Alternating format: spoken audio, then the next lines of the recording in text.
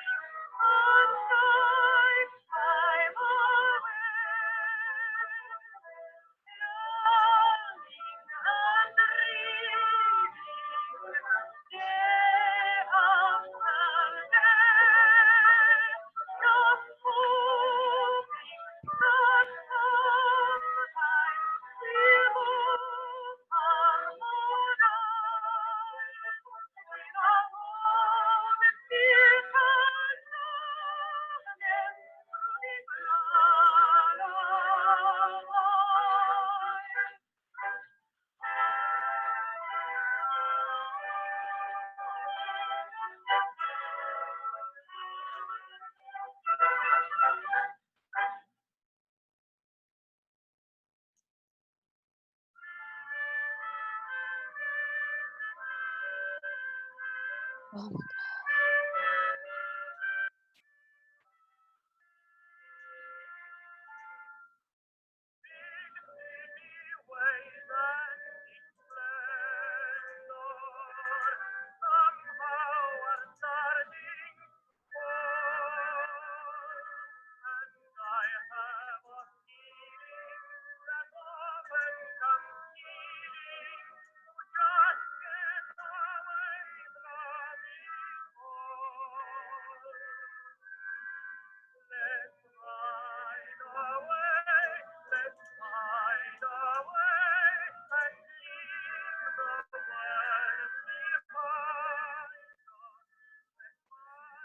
Good evening, and thank you for joining us here at Merely Players Presents for this special virtual event of Spoon River by Edgar Lee Masters.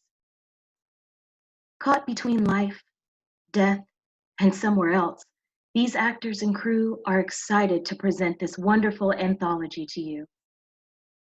First, we would like to thank our sponsors, Jacqueline Brown, Scott Greenhut, and the Department of Dance and Performance at Davis and Elkins College.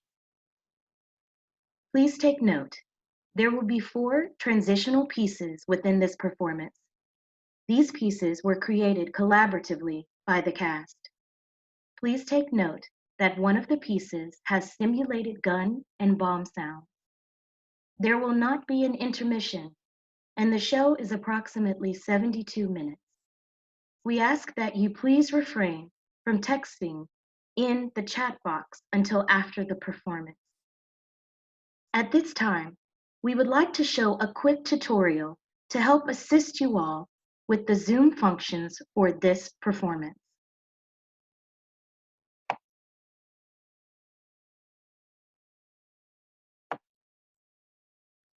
On your screen, please take notice of the white arrow. This arrow is showing you where to find the mute button on your device. This button will silence your microphone for the remainder of the show. Please select Mute now.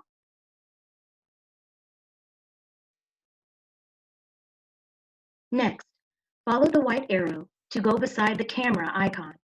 There, you will find the button to turn off your camera for the remainder of the performance.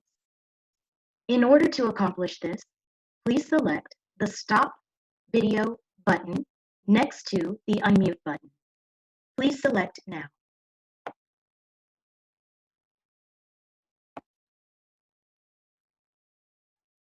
Now, follow along with us to the small arrow beside the Start Video button and select Video Settings. This will lead you to another screen of viewing options. Please select the Hide Non-Video Participants checkbox under the Meetings option.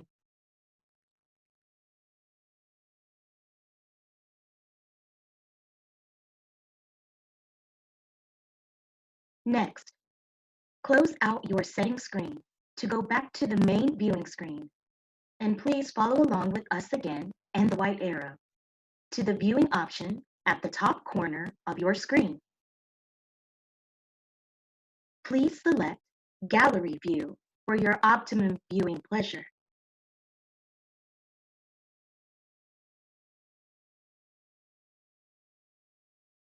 Now, I would like to introduce our producer here at Merely Players, Joni McElroy. Good evening, everyone. This is Joan McElroy, and we are thrilled that you are joining us tonight for this production of Spoon River Anthology. If you have any questions about the settings that Amber just shared with you, please feel free to write a question in the chat box, and we will try to answer your question at this time. We'll give you a few moments to check your settings, and again, please feel free to write your questions in the chat box, and we will try to help you.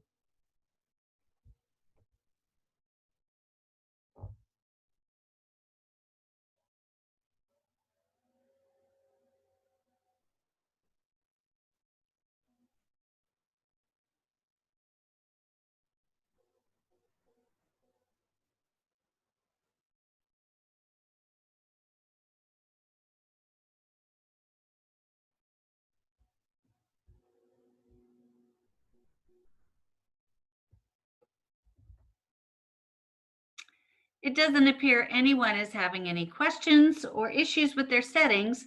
And so without any further ado, it gives me great pleasure for Merely Players to present Spoon River Anthology, written by Edgar Lee Masters and directed by Amber Brown. Enjoy.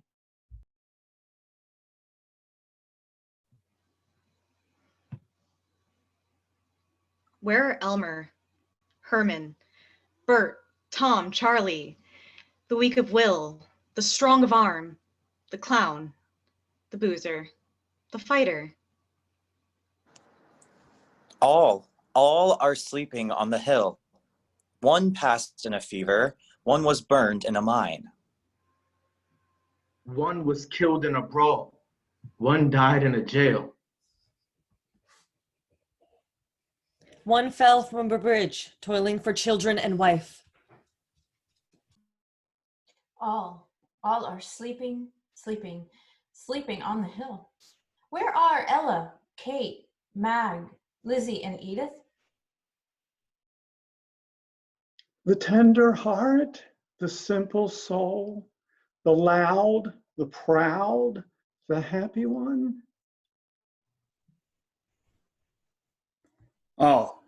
All are sleeping on the hill. One died in shameful childbirth, one of a thwarted love. One at the hands of a brute in a brothel. One of a broken pride in the search for heart's desire. One after life, far away, London and Paris. Was brought to her little space by Ella and Kate and Mag. All are sleeping, sleeping, sleeping on the hill.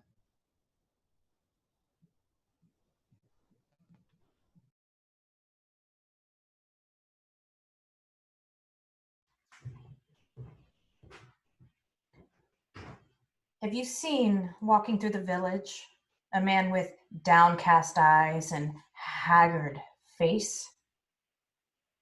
That is my husband, who by secret cruelty, never to be told, robbed me of my youth and beauty, till at last, wrinkled and with yellow teeth and broken pride and shameful humility, I sank into the grave.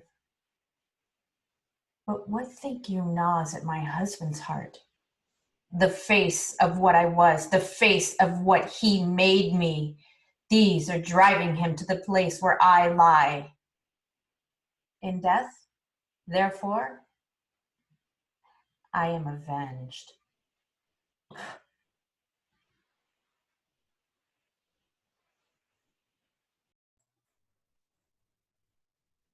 She took my strength by minutes. She took my life by hours. She drained me like a fevered moon that saps the spinning world. The days went by like shadows, the minutes wheeled like stars. She took the pity from my heart and made it into smiles. She was a hunk of sculptor's clay. My secret thoughts were fingers. They flew behind her pensive brow and lined it deep with pain. They set the lips, they sagged the cheeks, they drooped the eye with sorrow. My soul had entered into the clay, fighting like 7 devils. It was not mine. It was not hers. She held it, but its struggles modeled a face she hated and a face I feared to see. I beat the windows. I shook the bolts. I hid me in a corner, and then she died and haunted me and hunted me for life.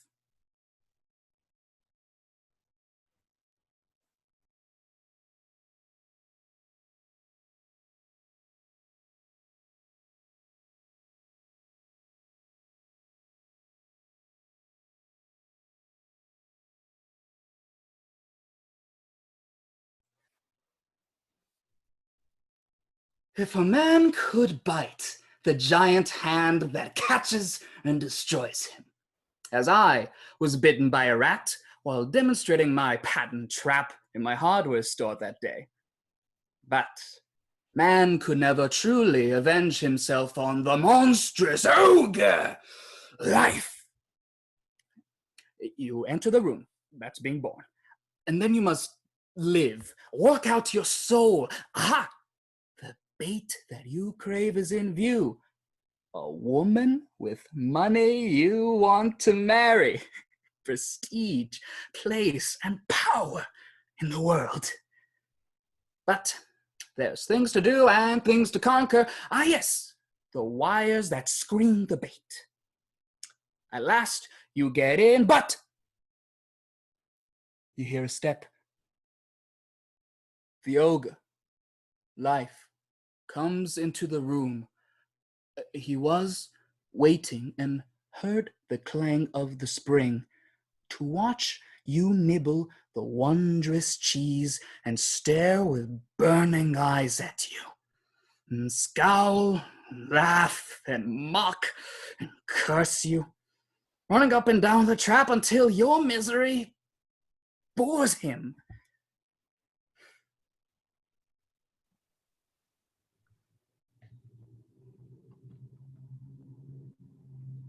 Henry got me with child, knowing that I could not bring forth life without losing my own. In my youth, Therefore, I entered the portals of dust. Traveler, it is believed in the village that I am from that Henry loved me with a husband's love. But I proclaim from the dust that he slew me to gratify his hatred.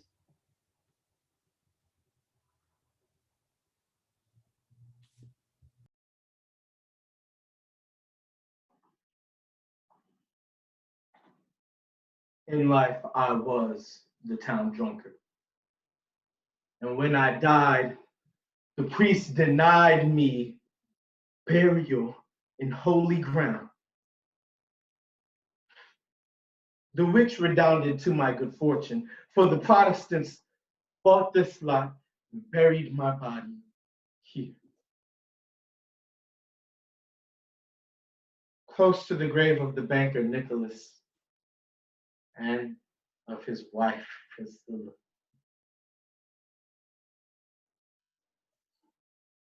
Take note, ye prudent and pious souls of the cross! Currents and life, which bring honor to the dead who lived in shame.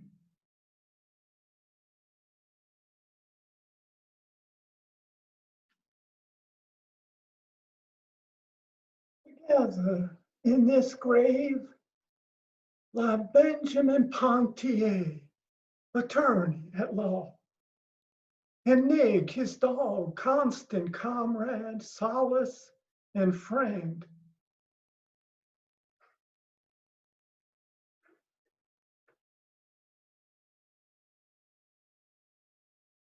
Down the gray road, friends, children, men, and women, passing one by one out of life, left me till I was alone with Nig for partner, bedfellow, comrade in drink. In the morning of life, I knew aspiration and saw glory. The she who survives me snared my soul with a snare that bled me to death, till I, once strong of will, lay broken, indifferent, living with Nig in a room back of a dingy office. Under my jawbone is snuggled the bony nose of Nig. Our story is lost in silence. Go by, mad world.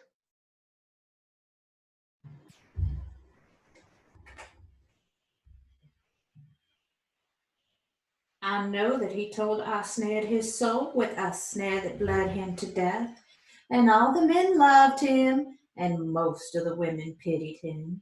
But suppose you are really a lady and have delicate tastes and loathe the smell of whiskey and onions, and the rhythm of Wordsworth ode runs in your ears, while he goes on from morning till night, repeating beats of that common thing. Oh, why should the spirit of mortal be proud? And then suppose you are a woman well endowed, and the only man with whom law and morality permits you to have the marital relations is the one man that fills you with disgust every time you think of it, while you think of it every time you see him.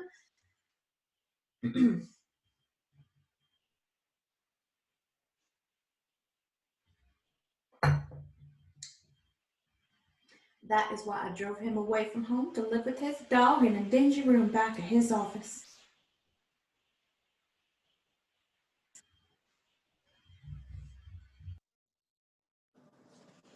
Well, Emily Sparks,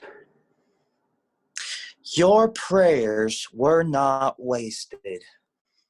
Your love was not all in vain. I owe whatever I was in my life to your hope that would not give me up, to your love that saw me still as good. Dear Emily Sparks, let me tell you the story. I passed the effect of my father and mother. The milliner's daughter made me trouble, and out I went into the world where I passed through every peril known of wine and women and joy of life. One night, in a room in the Rue de Rivoli, I was drinking wine with a black-eyed coquette, and the tears swam into my eyes. She thought they were amorous tears and smiled for the thought of her conquest over me, but my soul was 3,000 miles away. In the days when you used to teach me in Spoon River, and just because you no more could love me, nor pray for me, nor write me letters, the eternal silence of you spoke instead, and the black-eyed coquette took those tears for hers, as well as the deceiving kisses I gave her. Somehow, from that hour, I had a new vision. Dear Emily Sparks.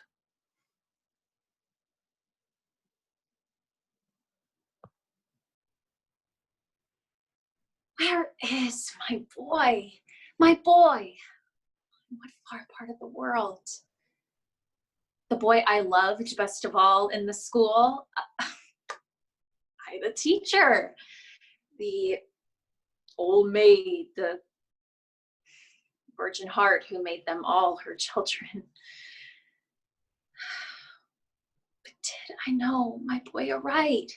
Thinking of him as a spirit of flame, active, ever aspiring. Oh, boy. Oh, boy, for whom I prayed and prayed for in a many watchful hour at night. Do you remember the letter that I wrote you about the beautiful love of Christ?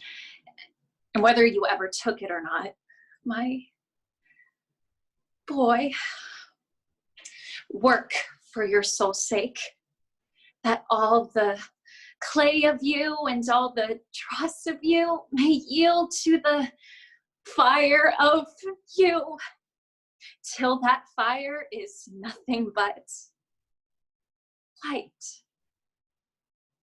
Nothing but light.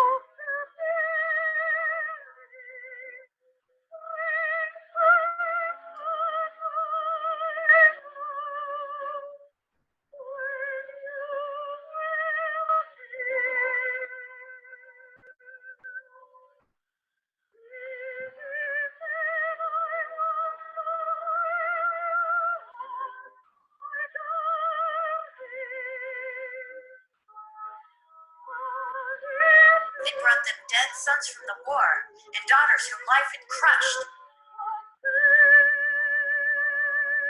One of them broke with pride in the search for heart's desire.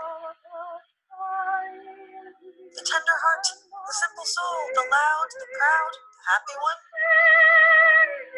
All are sleeping, sleeping, sleeping on the hill.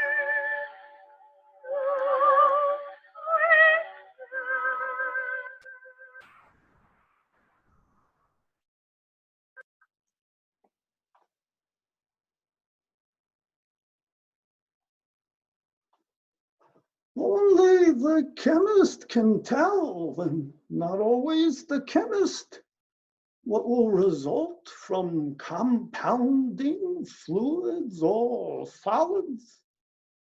And who can tell how men and women will interact on each other, or what children will result? There were Benjamin Pontier and his wife, good in themselves, but evil toward each other.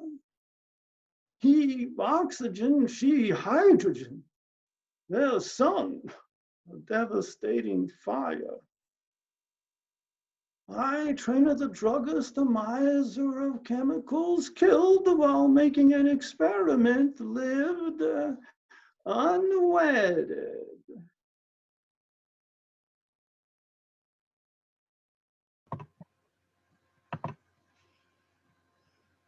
I am Minerva, the village poetess, hooted at, jeered at by the yahoos in the street for my heavy body, cock eye, and rolling walk. And all the more when Butch Wildy captured me after a brutal hunt. He left me to my fate with Dr. Myers, and I sank into death, growing numb from the feet up, like one stepping deeper and deeper into a stream of ice. Will somebody go to the village newspaper and gather into a book the verses I wrote? I thirsted so for love, and I hungered so for life.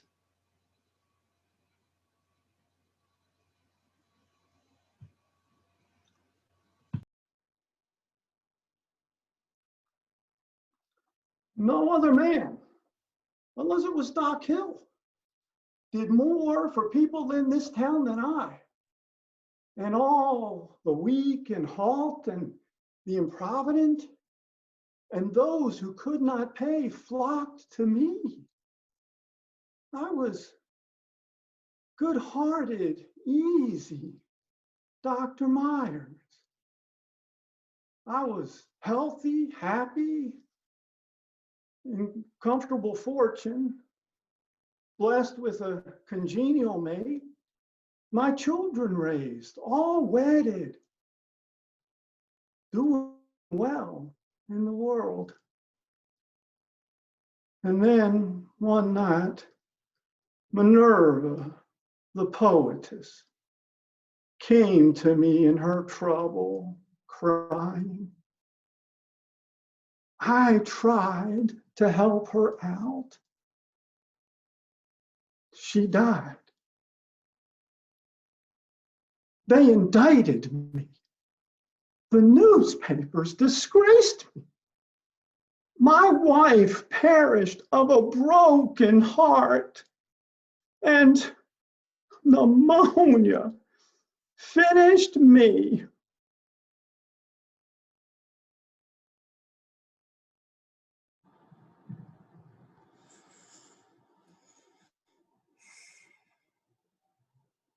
Do the boys and girls still go to Seavers for cider after school in late September? Or gather hazelnuts among the thickets on Aaron Hatfield's farm when the frosts begin? For many times with the laughing girls and boys played I along the road and over the hills when the sun was low and the air was cool, stopping to club the walnut tree standing leafless against the flaming west. Now the smell of the autumn smoke and the dropping acorns and the echoes about the vales bring dreams of life. They hover over me. They question me. Where are those laughing comrades? How many are with me? How many in the old orchards along the way to Seavers, and in the woods that overlook the quiet water?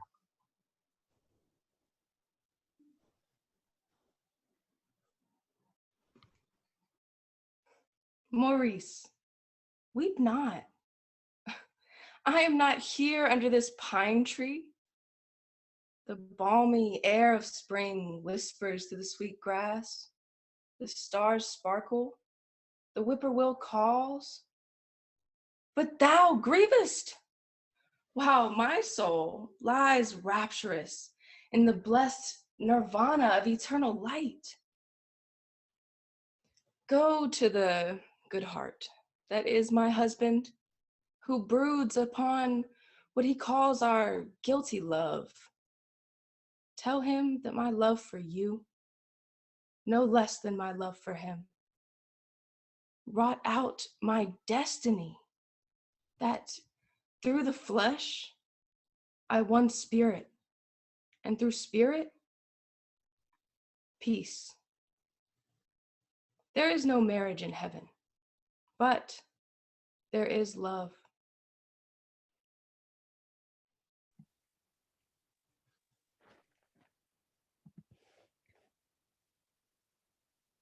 We quarreled that morning, for he was 65 and I was 30, and I was nervous and heavy with child whose birth I dreaded. I thought over the last letter written me by that estranged young soul whose betrayal of me I had concealed by marrying the old man. Then I took the morphine and I sat down to read. Across the blackness that came over my eyes, I see the flickering lights of these words even now. And Jesus said unto him, verily, as I say unto thee, thou shalt be with me in paradise.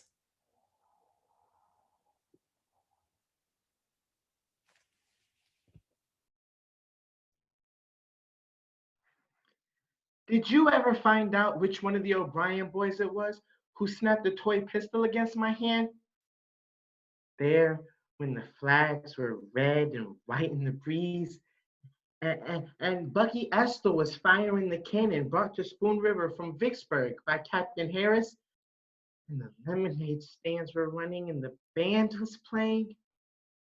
To have it all ruined by a piece of plastic cap shot under the skin of my hand, and the boys all crowding about me saying, "You'll die of lockjaw, Charlie, sure." Oh dear!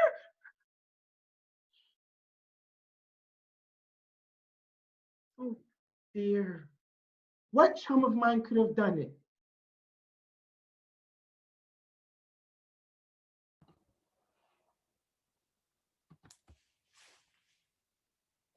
I was 16 and I had the most terrible dreams and specks before my eyes and nervous weakness.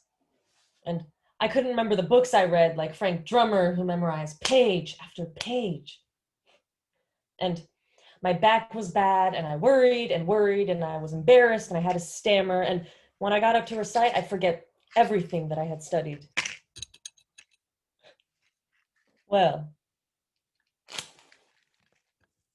when I saw Dr. Weiss's advertisement,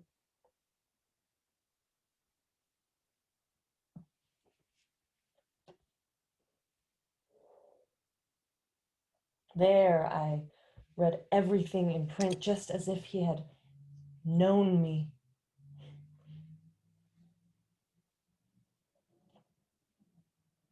And about the dreams which I couldn't help. And so I knew I was marked for an early grave.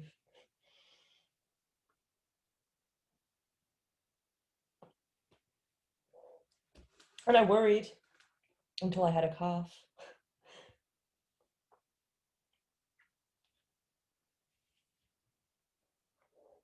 And then the dreams stopped.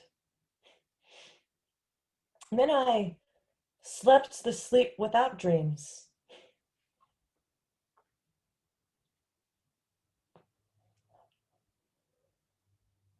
Here on the hill.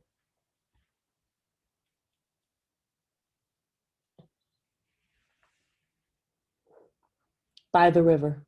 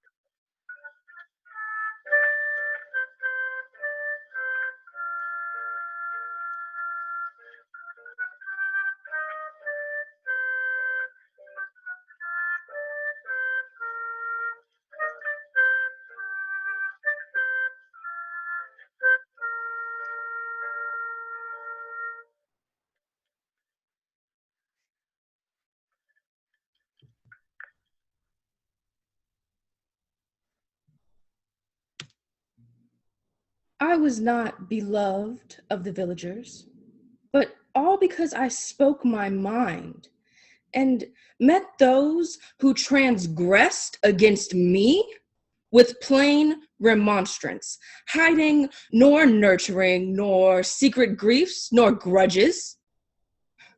That act of the Spartan boy is greatly praised, who hid the wolf under his cloak, letting it devour him uncomplainingly. It is braver, I think, to snatch the wolf forth and fight him openly, even in the street, amid dust and howls of pain. The tongue may be an unruly member, but silence poisons the soul. Berate me who will. I am content.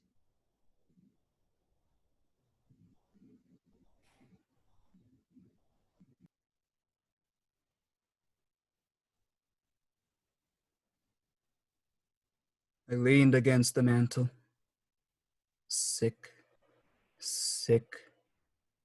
thinking of my failure, staring into the abysm, weak from the noonday heat.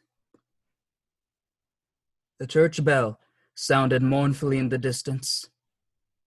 I heard the cry of a baby and the coughing of John Yarnell, bedridden, feverish, dying.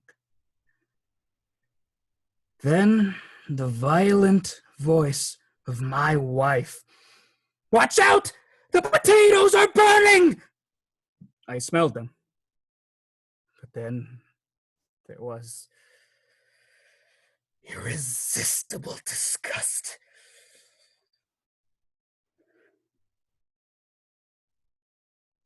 I pulled the trigger. Darkness. Light. Unspeakable regret. Fumbling for the world again. Too late. Thus, I came here with lungs for breathing, though one cannot breathe here with lungs, though one must breathe. Of what use is it to rid oneself of the world when no soul may ever escape the eternal destiny of life?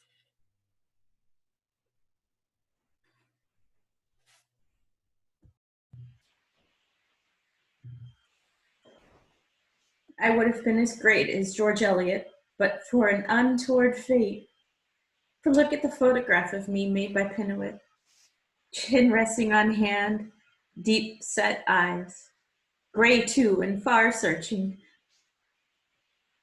But there was the old problem. Would it be celibacy, matrimony, or unchastity? Then John Slack, the rich druggist, wooed me, lured me with the promise of leisure for my novel. And I married him, giving birth to 8 children and having no time to write. It was all over for me anyway when I ran the needle in my hand while washing the baby's things and died of lockjaw, an ironical death. Hear me, ambitious souls.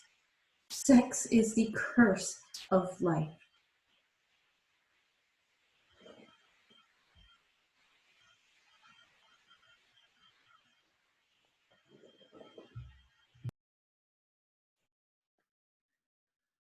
When my mustache curled and my hair was black, and I wore tight trousers and a diamond stud, I was an excellent knave of hearts and took many a trick.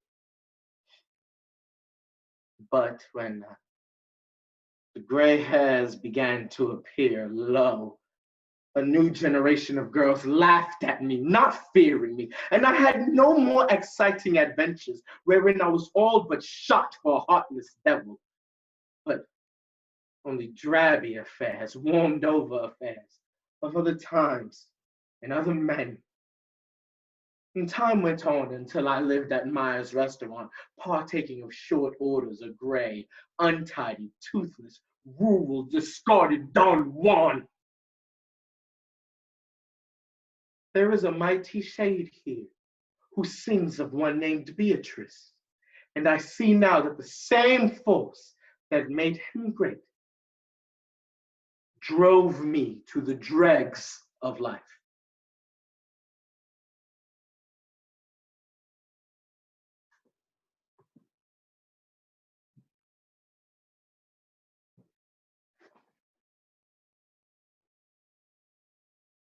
Often, Anna Clute at the gate refused me the parting kiss, saying we should be engaged before that. And just with a distant clasp of the hand, she bade me good night as I brought her home from the skating rink or the revival. No sooner did my departing footsteps die away than Lucius Atherton, or so I learned when Anna went to Peoria, stole in at her window, or took her riding behind his spanking team of bays into the country. The shock of it made me settle down.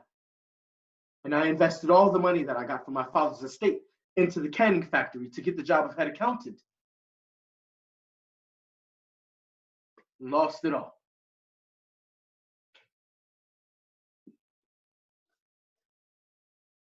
That was when I knew that I was one of life's fools, whom only death would treat as the equal of other men.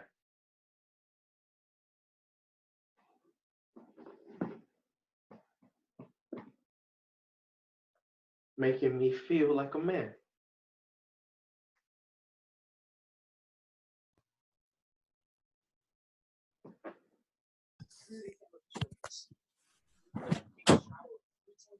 I acquired 40 acres from my father, and by working my wife, my 2 sons, 2 daughters from dawn to dusk, I acquired 1,000 acres.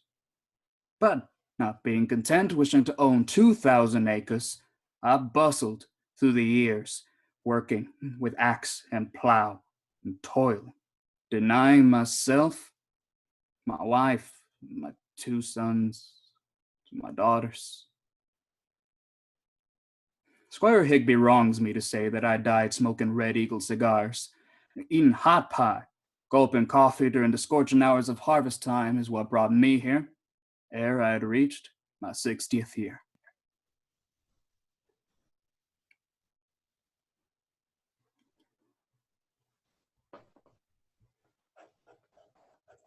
Herbert broke our engagement of 8 years when Annabelle returned to the village from the seminary. Ah, me. If I had let my love for him alone, it might have grown into a beautiful sorrow, who knows, filling my life with healing fragrance. But I tortured it. I poisoned it. I blinded its eyes, and it became hatred, deadly ivy instead of clematis. And my soul fell from its support, its tendrils tangled in decay.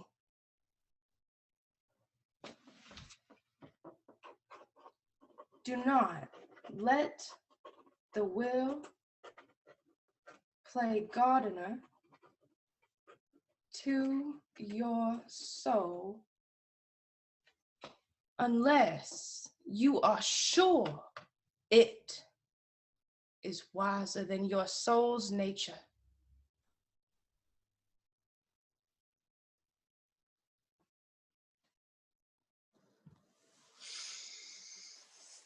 All your sorrow, Louise, and hatred of me spring from your delusion that it was wantonness of spirit and contempt of your soul's rights, which made me turn to Annabelle and forsake you.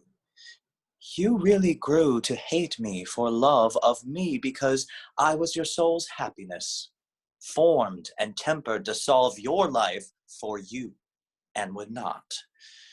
But you were my misery. If you had been my happiness, would I not have clung to you? This is life's sorrow, that one can only be happy where two are, and that our hearts are drawn to stars which want us not.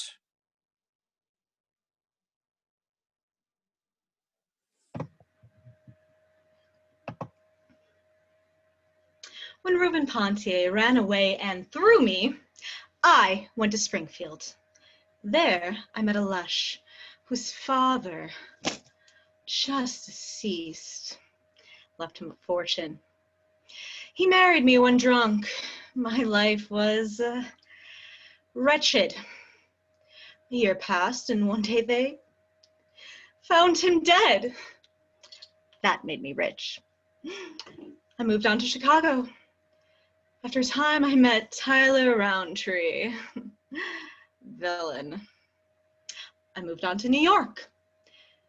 There, a gray-haired magnate went mad about me. And so, another fortune. Oh, he died one night right in my arms, you know. Oh, I saw his purple face for years thereafter. There was almost a scandal. I moved on, this time to Paris. I was now a woman, insidious, subtle, versed in the world, and rich. My sweet apartment on the Champs-Elysees became a center for all sorts of people. Musicians, poets, dandies, artists, nobles, where we spoke French and German, Italian, and English. I wed Count Navigato, native of Genoa. We went to Rome. He poisoned me, I think. Now, in the Campo Santo overlooking the sea, where young Columbus dreamed new worlds, do you see what they've chiseled? Contessa Navigato, implora eterna quiete.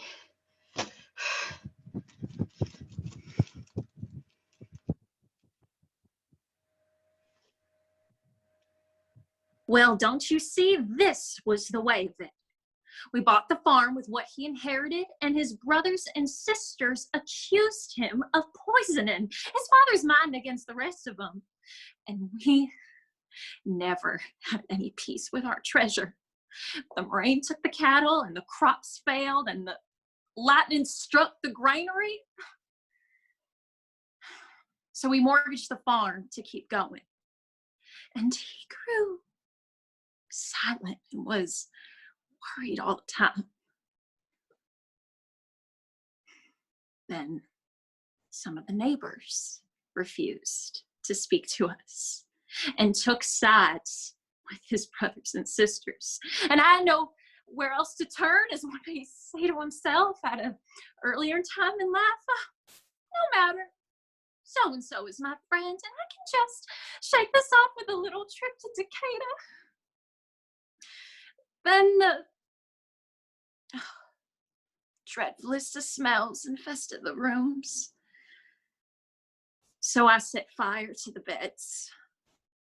And that old witch house, it went up in a roar of flame as I danced in the yard with waving arms, while he wept like a freezing steer.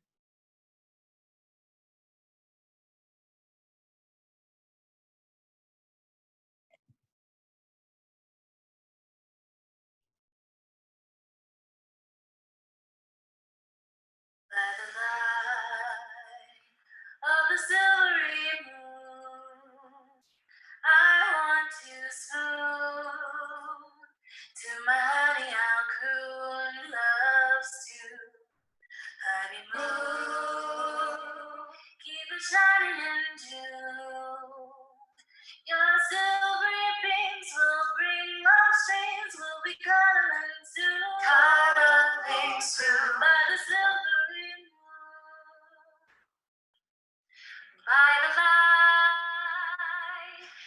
the silvery moon. I want to serve. Through my honey, I'll cool us to honeymoon. Keep us shining into your silvery beams will bring long streams. We'll be cuddling soon by the silvery moon.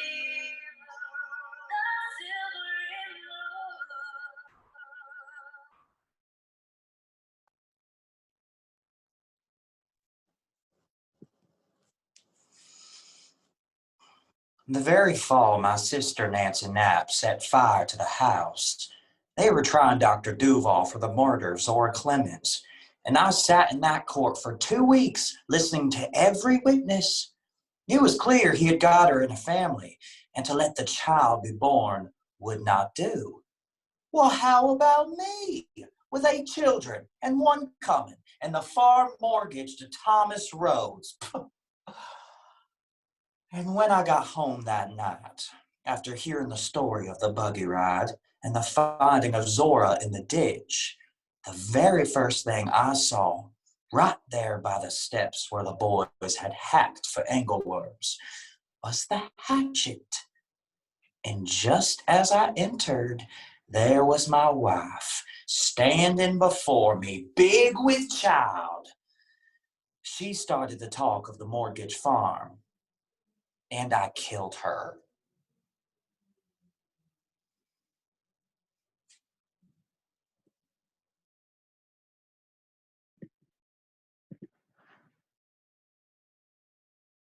They first charged me with disorderly conduct, there being a statute on blasphemy. Later, they locked me up as insane while I was beaten to death by a Catholic guard. My offense was this. I said God lied to Adam and destined him to lead the life of a fool, ignorant that there is evil in the world as well as good. And when Adam outwitted God, saw through the lie, and ate the apple, God drove him out of the Garden of Eden. And for Christ's sake, you sensible people, here's what God himself says about it in the book of Genesis. And the Lord God said, behold, the man has become as one of us, a little envy, you see, to know evil as well as good. The all is good lie exposed, unless he put forth his hand and take also of the tree of life and eat and live forever. Therefore, the Lord God drove him out of the Garden of Eden. The reason that I think God sacrificed his own son to get out of the wretched tangle is because it sounds just like him.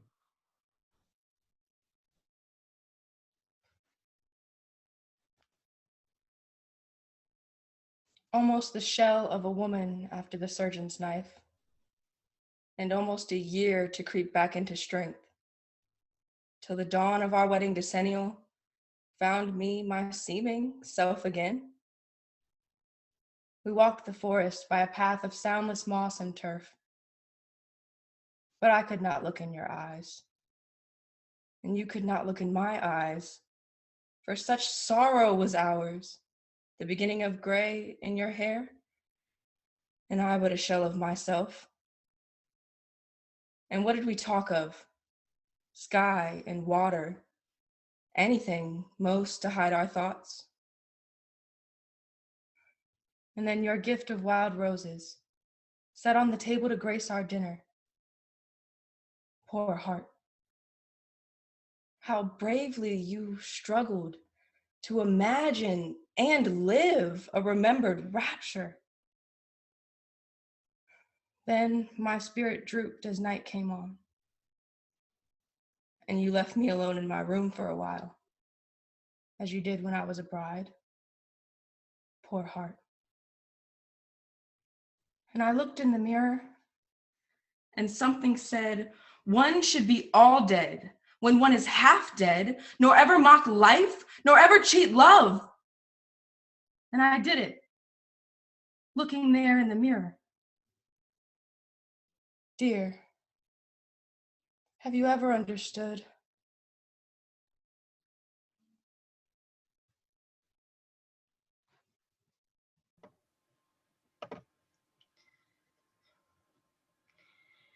I lost my patronage in Spoon River from trying to put my mind in the camera to catch the very soul of a person. Best picture I ever took was of Judge Summers, attorney at law. He sat upright and had me pause till he got his cross eyes straight, and then when he was ready, he said, "All right," and I yelled, "Overruled," and his eye turned up, and I caught him just as he used to look when saying, "I accept."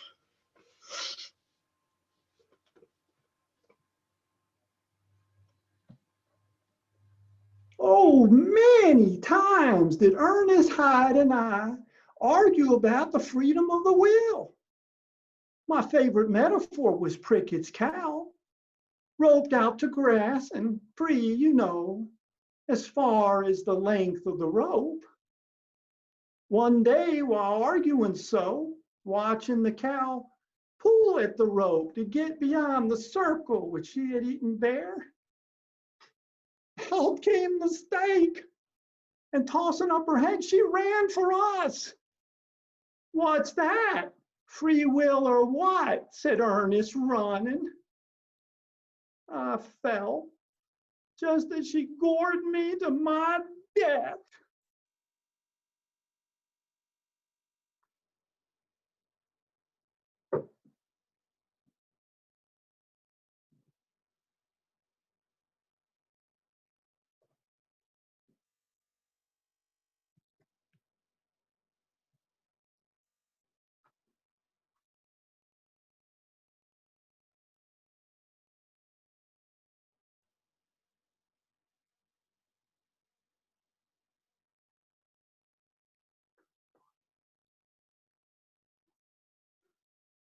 My mind was a mirror.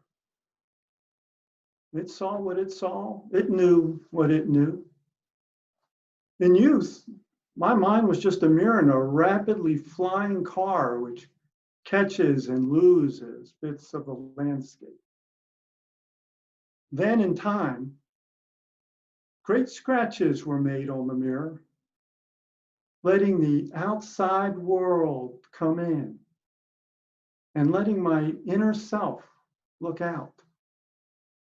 For this is the birth of the soul in sorrow, the birth with gains and losses.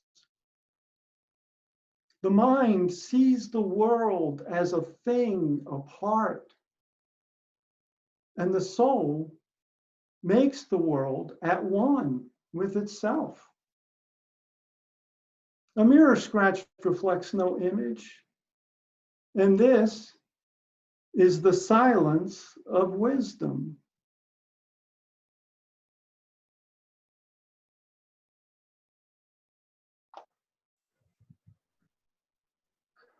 The secret of the stars. Gravitation. The secret of the earth. Layers of rock. The secret of the soil to receive seed. The secret of the seed. The germ. The secret of man. The sower. The secret of woman. The soil. My secret.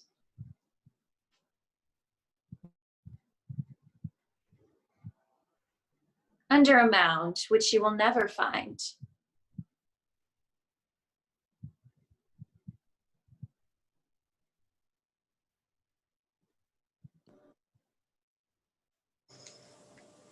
To be able to see every side of every question, to be on every side, to be everything, to be nothing long.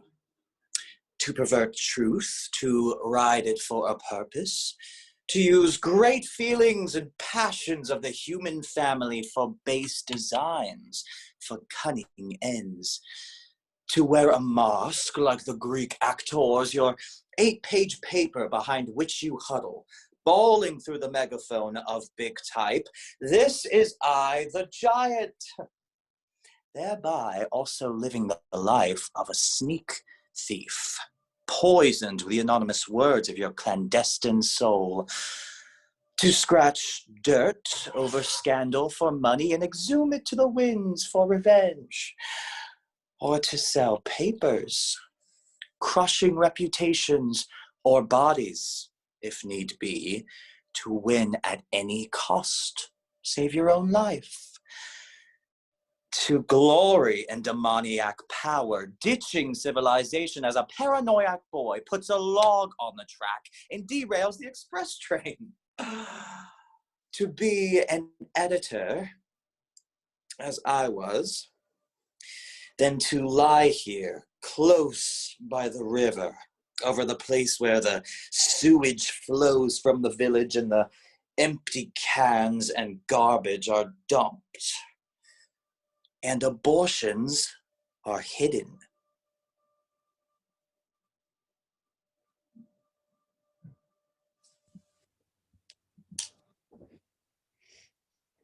I was sick.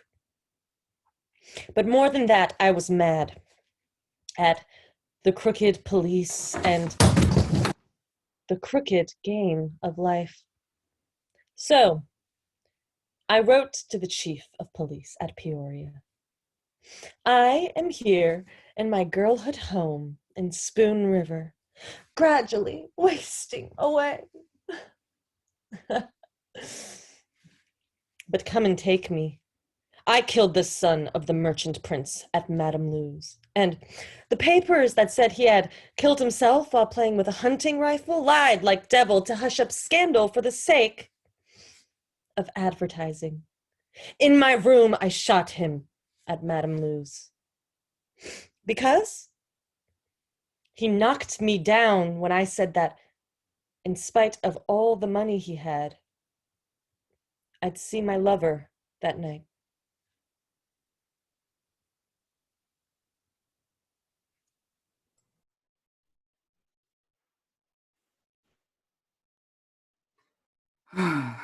She loved me.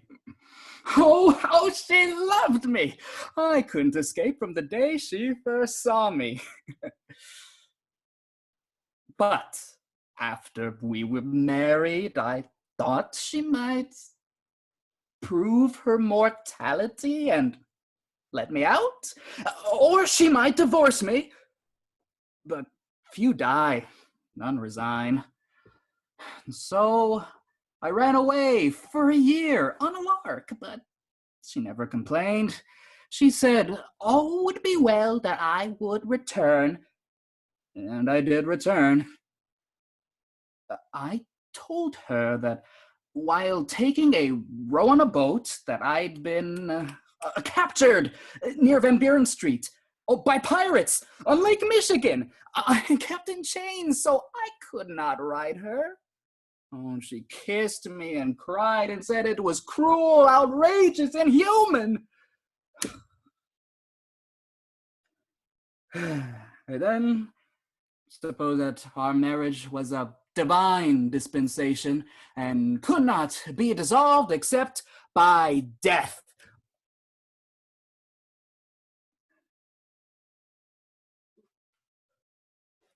I was right.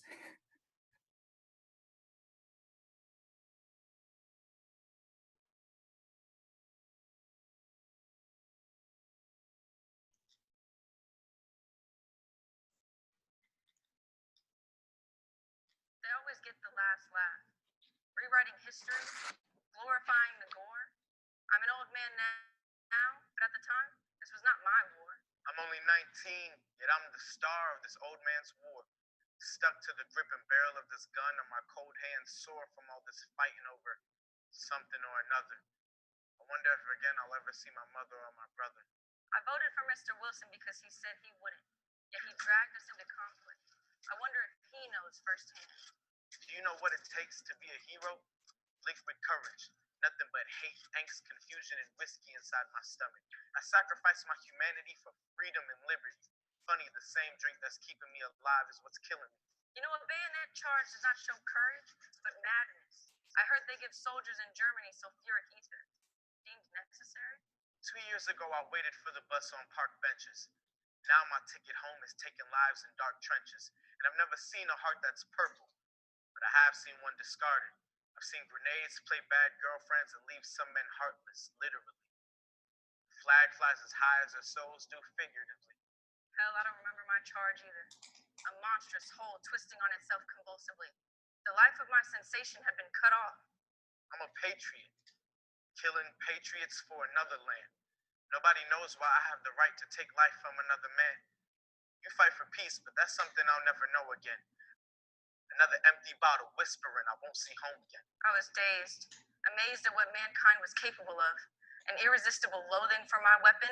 No time to grieve my fallen brethren. I had to clean up the mess.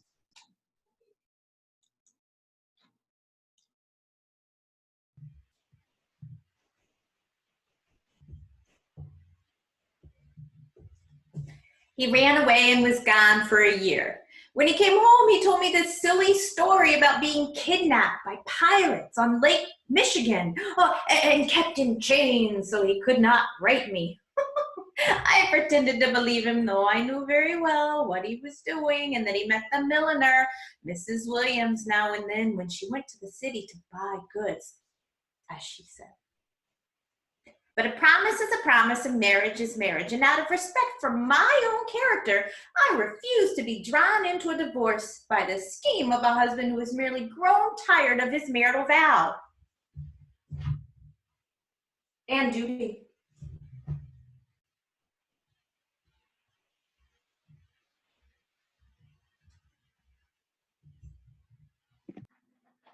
I loathed you, Spoon River.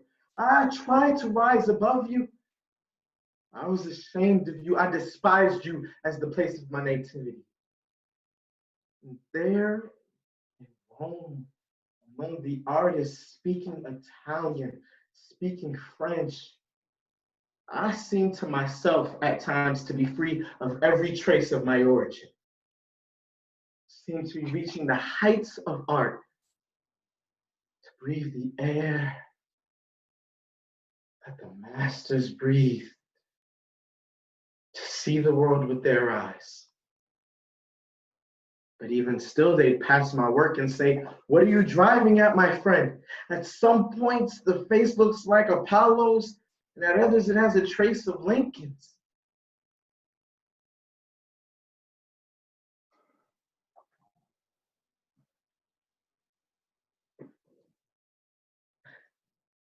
There was no culture, in Spoon River. And I burned with shame, held my peace. What else am I to do? All covered over and weighted down with Western soil, except aspire and pray for another birth in this world with all of Spoon River rooted out of my soul.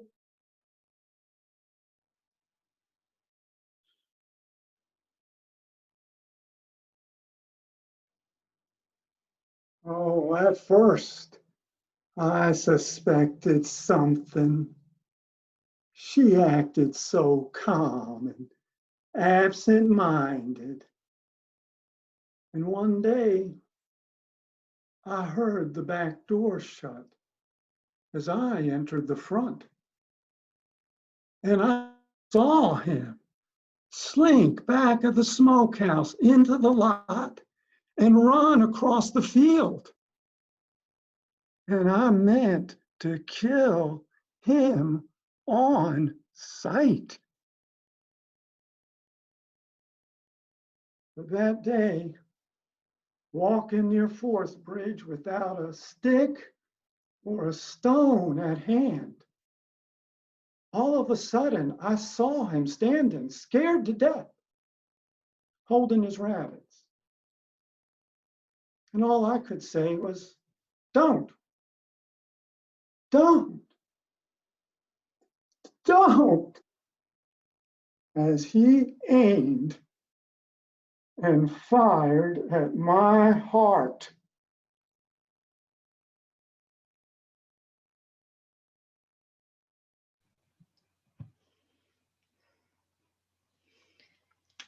Silent before the jury, returning no word to the judge when he asked if I had aught to say against my sentence, only shaking my head. What could I say to people who thought that a woman of 35 was at fault when her lover of 19 killed her husband? Even though she had said to him over and over, "Go away, Elmer, go far away.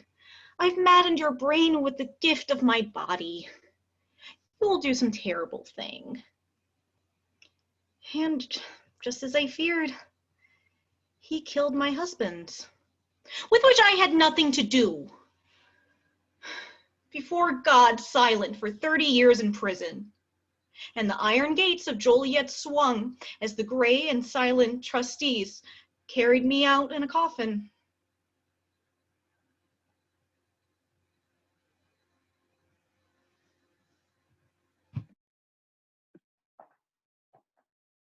What but the love of God could have softened and made forgiven the people of Spoon River toward me, who wronged the bed of Thomas Merritt and murdered him beside?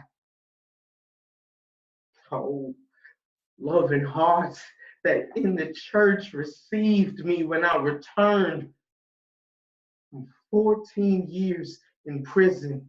Oh, helping hands that took me in again and heard with tears my penitent confession, who took the sacrament of bread and wine. Repent, ye living ones.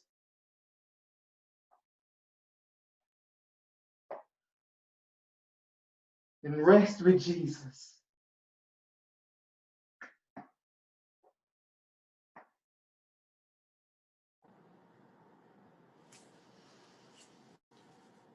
Suppose it is nothing but the hive, that there are drones and workers and queens, nothing but storing honey, material things as well as culture and wisdom for the next generation. This generation never living except as it swarms in the sunlight of youth, strengthening its wings on what has been gathered and tasting on the way to the hive from the clover field, the delicate spoil.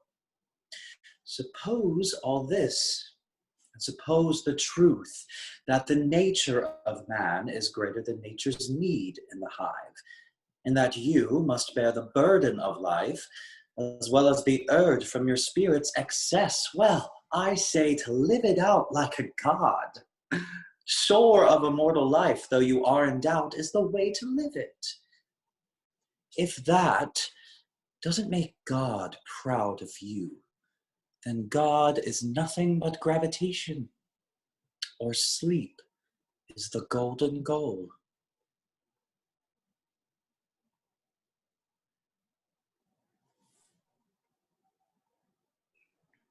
I went to the dances at Chandlerville and played Snap Out at Winchester.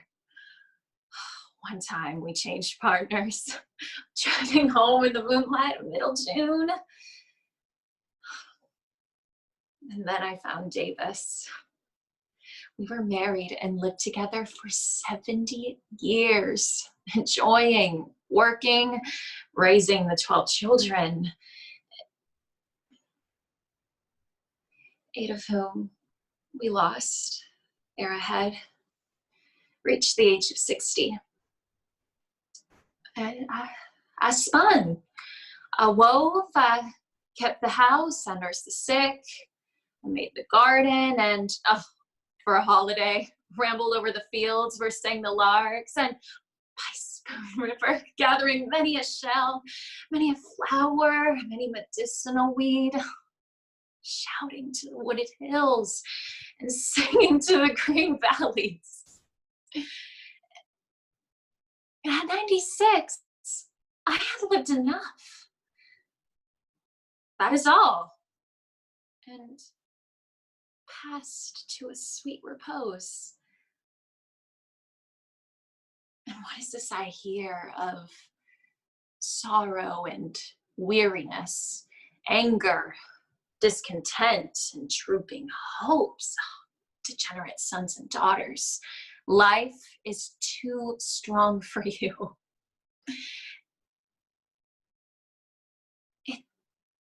It takes life to love life.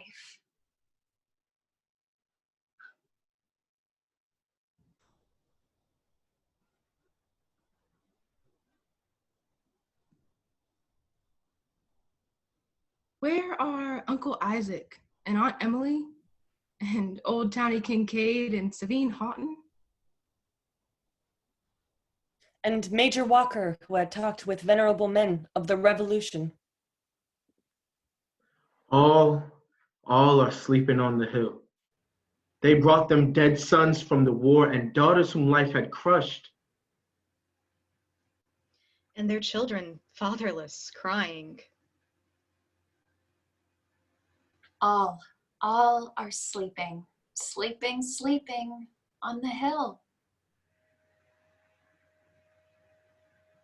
Where is old Fiddler Jones, who played with life all his 90 years? Braving the sleet with bared breast, drinking, riding, thinking neither of wife nor kin. Nor gold, nor love, nor heaven. Lo, he babbles of the fish fries of long ago, of the horse races of long ago at Clary's Grove. Of what Abe Lincoln said one time at Springfield.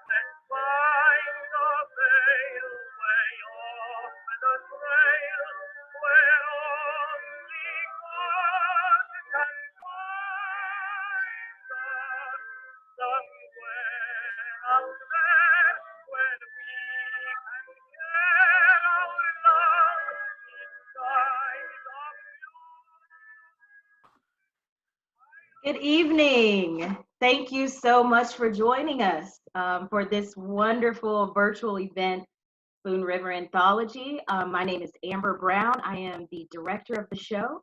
And at this time, I will please ask all of the cast and crew to please come turn your cameras on and unmute yourself. Thank you, so I can start to introduce you. Also, at this time, we would please love for audience members to unmute yourselves and to turn your cameras on if you have clothes on. And please give our cast and crew all the love, right? Because we miss live theater so much, and this means so much to us that you're here on a Saturday night to watch a virtual Zoom show. This is amazing. Thank you, thank you, thank you. Yay, so many friends. So at this moment, I will introduce one at a time, each cast and crew, and show your love. Let's give some love. All right, so in the top corner, I have Savannah Roots. She is the assistant stage manager. Woo! I have Margaret.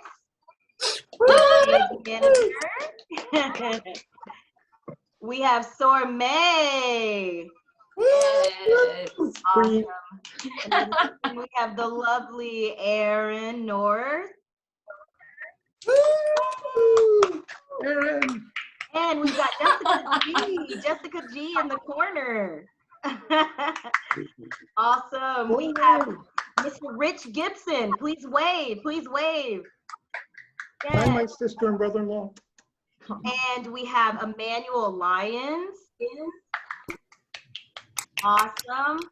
We have Abra. Abra, wave to your audience. Woo! And we have Bradley Johnson. Wave. Yeah! Yay! So just so the audience knows, that is all of the people that I just mentioned are part of our lead cast. And we have a wonderful surprise for you. We have actual understudies who took on this huge role for us, right?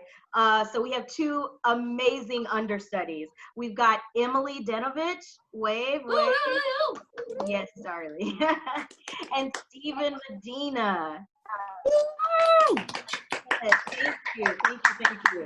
Thank you so very much. I feel so blessed to have gotten to direct this show with such amazing, talented artists. At this time, if you have any questions for us, we're just going to do, a brief talk back, very casual. If you have any questions for us, the cast or crew, if you just want to, shout out to a couple of different people, that's cool too. So we'll take any questions, and also if you want to put things in the chat box, and I'll try to keep up with it as much as possible. Great. Who wants to go first? Awesome. Hello. Yes, Ryan North. Oh my God.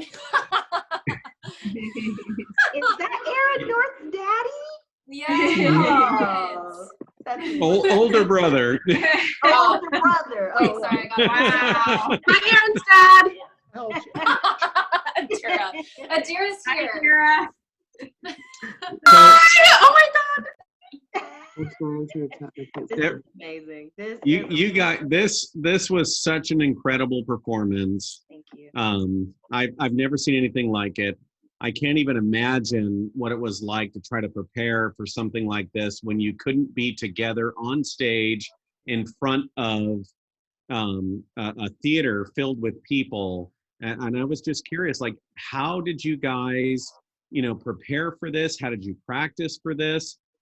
I appreciate the responsibility in trying to create a production that was respectful and sort of cognizant and mindful of the times that we're in. But as actors and performers and artists, like, how in the world, like, did you prepare to deliver this live in such a disconnected and yet connected way? Whew. That's heavy. That's a heavy question. Yeah. I'm gonna let the cast take this one first, because I know how I feel, but I talk too much. So. Honestly, Amber was a great director, and she picked a really good and easy show to do she picked a really easy show to do, like, over quarantine, because it's a monologue play, so it was really easy to not have to touch, like, other people or interact with the other castmates, which was kind of sad. Well, no, it was definitely sad, but it was very easy in that regard. I think, Dad. I think what I found most in preparation into going into rehearsal, I tried, as an actor, trying my best to keep it as if we were still in the room making a show happen. And it's important to, for me personally, to get to know the director, of course, getting to know your fellow cast members, and to stay connected, to still maintain that trusting relationship, and to be able to be vulnerable with such lengthy monologues. And despite the times, I think just still treating it as if it was a regular rehearsal, even if we are so far apart and our safe spaces and sharing our spaces. So yeah, that's what I found. I could add on to that just because, yeah, one, has definitely been easier just with not traveling around as much. I get to save a bunch of gas, especially like when in college I have to drive all the way up to Gainesville from Duluth, Georgia. So it's comforting to be my own safe space, but definitely like in my studies, I've learned that theater is human. It is the human experience, and what is more human than interaction with everybody, like especially in the cast, with the crew, with an audience, of course. And but especially like during this production, like we've all been like super supportive of each other, especially like we've been especially strong as a cast for sure. Yeah. And like even like we have a Zoom chat, we have a group text chat that we've been using to communicate with each other. Like sometimes, like even during the shows, we use it, and thus we get nagged at as if we would if this were an actual physical production. But just shows, it just shows that how much we all looked out for each other, how much we cared for each other. And so it would, though, like the last time I performed physically in front of people was like back in February, like this is still filling a hole somewhere in my heart, just for the performance, for the community, for the love that we all wish to put forth out there into the world. So yeah, that's my take. Amen to that. I know that for me, and I've told the cast this multiple times, I have been obsessed with this show since I was in 11th grade. It was a bucket list of mine to direct this show, and to not direct it in such a way that it felt like a community. And I wanted it to be multiracial. I wanted it to be different genders. I wanted it to be what humans are. What we are representing is what humanity is. And that was very important for me. I also feel like when Corona happened, I was actually planning on doing this show live, and then it just so happens that we can't do that. And it just lends itself to Zoom so well because they're just monologues. And it I think we hit the mark on the community and humanity in itself. So I'm just eternally grateful for this cast. Truly. Kind of going off of that, I feel like too that like every cast member really wanted to do this and really cared about it, and it really showed in the accountability, which was very necessary being Zoom. So I really feel like it captured that community and humanity aspect very. Yeah, I agree. We've got some shout outs here. Hold on, let me go up. Oh, Lucy. Lucy said, great job, Miss Abra, from Jenna. Bravo, Abra. Wonderful work. Fantastic job. Go, Jess. You killed it. Shout out to the cast, crew, and director. Emily, your mama says, I have never been more proud of you than I am tonight. Girl, me too. And then I just wanted to let you know I enjoyed your work. I thought it would be difficult to memorize because it was a bit like Shakespeare in that it was stylized speech, great work, and character differentiation. Yeah. One thing I will say about the entire cast is that they really did their homework. And I made sure, though, in the very beginning that I said, you will have to do your homework on this because, there's a lot of information about these different characters within a very short amount of speech. So they did it. They did the work. Thank you for that. Theater is community. Awesome. Great job, Jessica. Seeing you. Oh, Bernice Cohen, thank you all for quenching my theater thirst. COVID can't keep us away from great performances and directions. So artistic too. Bravo. Thank you. Does anybody else have any questions about the process? Yeah, Liz Bigler. Yes. Yeah, hey, great job, everybody. And I have a question about the dance pieces and the musical interludes. Are those part of the original script, or was that a decision on your part as the director? That was a decision on my part as the director. When thinking about this on stage, I thought that I didn't want just the regular, I guess, monotony of just one monologue after the other after the other. I wanted to break that up. I also wanted it to be a collaboration between the cast so that they could feel like even more of a community sense because we are on Zoom. So I gave them free reign to do spoken word, dance slash movement, singing, and playing instruments, and they just ran with it and created these beautiful artistic pieces. One thing I'd like to point out, the piece that Emily and Emmanuel did, they wrote themselves based off of 1910s war, etc. And the song that Erin and her group did is from the 1910s. I mean, everything was revolving around the 1910s. Yeah.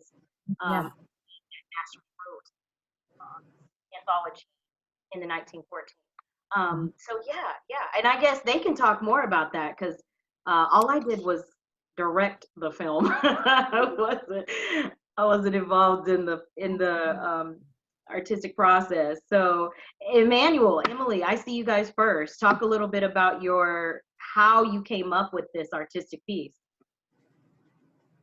I can talk about that. It kind of like came from somewhere that we never revisited.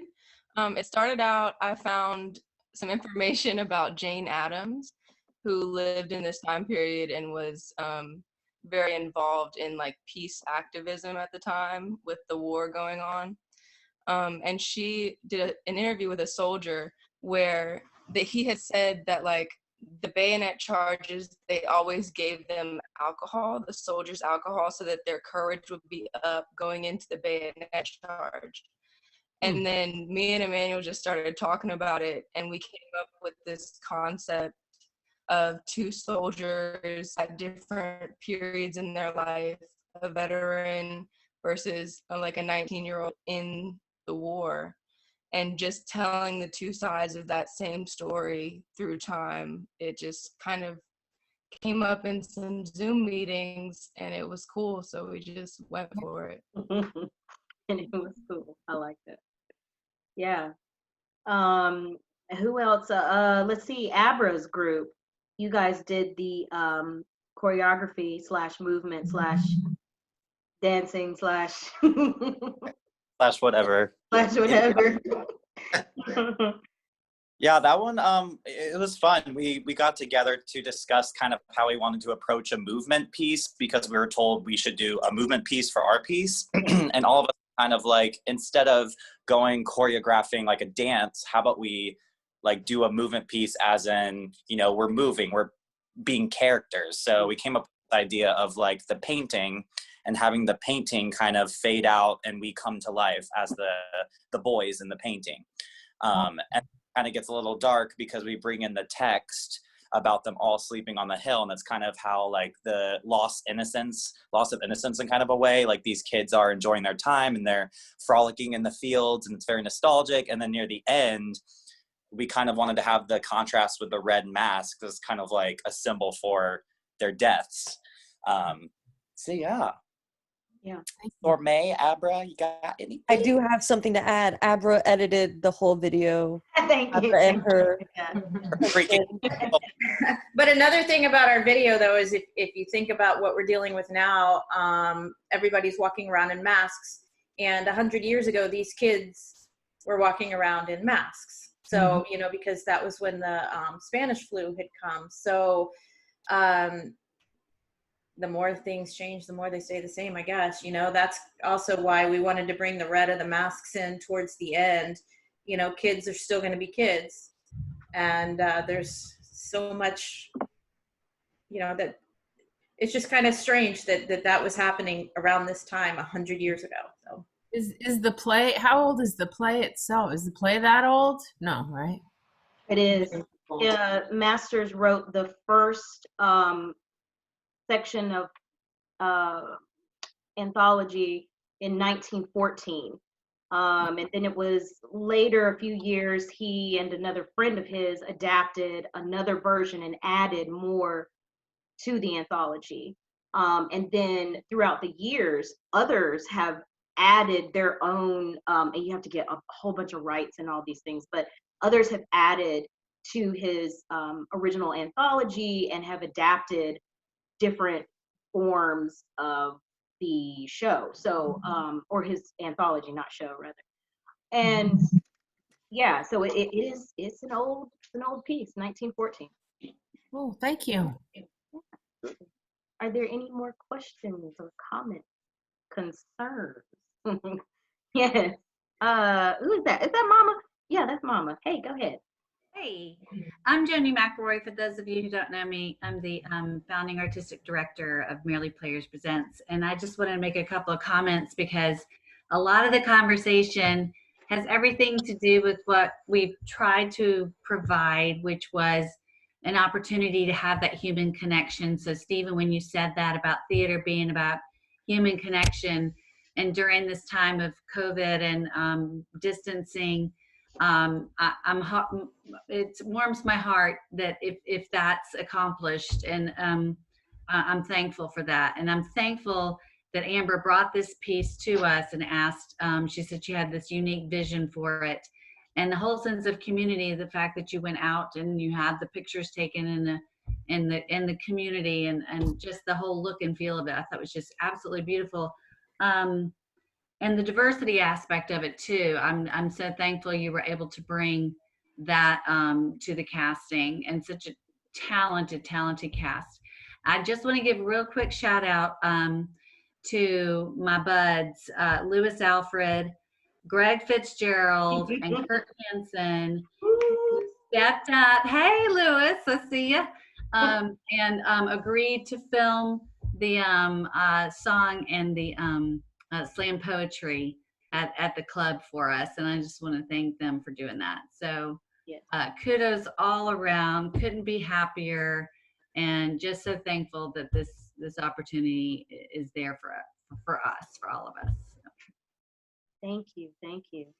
And when we take it on the road, you guys better audition, because I want more people too. When we get to do it live, yes.